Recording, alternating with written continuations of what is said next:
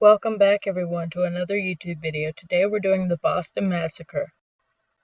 Hello, Professor Failure. I just uploaded my Blood the Impaler video. Well, not just uploaded, it's been up for a few days, but you know what I mean. Oh hi Aaron, congratulations on your video. I'll link his channel down in the description below. Let's go back in time. Wait, what are we doing? Oh, we're doing the Boston Massacre trial. Let's go! Go where?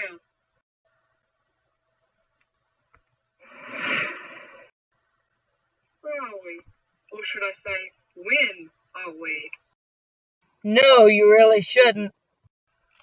We're in Boston, Massachusetts in 1770, and the trial is between the British soldiers versus the American Revolution's point of view in the Boston Massacre. Okay, who was telling the truth? There's no real way to tell. I'll let you decide. It was called the Boston Massacre by the revolutionists, while the British simply called it the incident on King Street. So the revolutionaries thought it was worse than it was. Well, they are two different stories, Aaron, but there is something everyone can agree on. About 8 on March 5th, 1770, a British soldier named Hugh White was on guard in the front of the Boston Custom House, and a crowd of over 50 angry civilians gathered outside. He wasn't alone for long, though. You're correct. He was joined by 7 more men and Captain Thomas Preston. More words were exchanged, which attracted a larger crowd. The crowd was estimated between 300 and 400 people.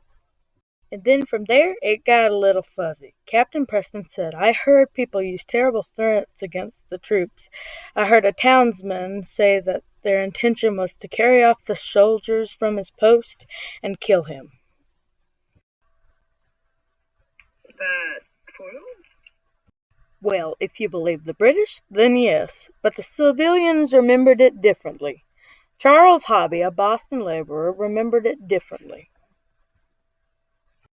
He remembered British soldiers firing on the crowd. How can you tell? It's hard, especially since it happened so many years ago, but during all of this 5 soldiers died. Oh, yeah, no, I assumed one of them lived like 280 years old. Let's go home. But we'll go into the future, aka our present. Yes. So we're going back to the future? I hate you. Let's debate. It's been a while since I've had a debate and I want to destroy you. Okay, flip a coin. If heads, you defend the British and I defend the revolutionaries. If tails, I defend the British and you defend the revolutionaries. Flip the coin. Heads! You make the first argument. The British fired unnecessarily on American civilians. First of all, they only fired because they thought they heard someone say fire. Second of all, the Americans started it because they came and harassed the British soldier. That doesn't mean you need to shoot them. Well, still, if the Americans didn't start to harass him, he wouldn't have shot at them. It was pretty much self-defense. Then is it self-defense if you punch me and I shoot you in the face? Well, why did they come and harass him anyway? They should have respected him. First of all, you didn't answer my question. Second of all, why didn't they just respect the British and not rebel at all? Why didn't they just let them request the unfair taxes? Look, the guy was out doing his job. It wasn't his fault. There was nothing he could do. Anyway, he wasn't the president or anything. So were the British soldiers killed in the Revolution? Okay, fine. But it's not his fault. But why did the Americans come and harass him anyway?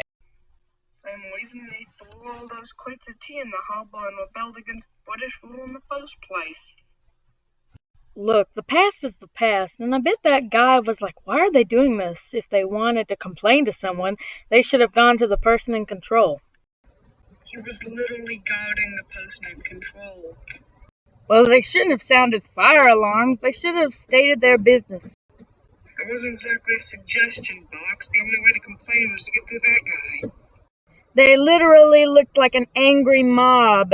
Just in case you are wondering, that's not the best first impression in getting somewhere. He was stationed as a guard. First impressions didn't matter. He wasn't allowed to let anyone through, even if they did make a good first impression on him. Exactly! Besides, what if some stranger knocked on your door and had a gun and said, "Can I speak to your mother? Would you let him in anyway?"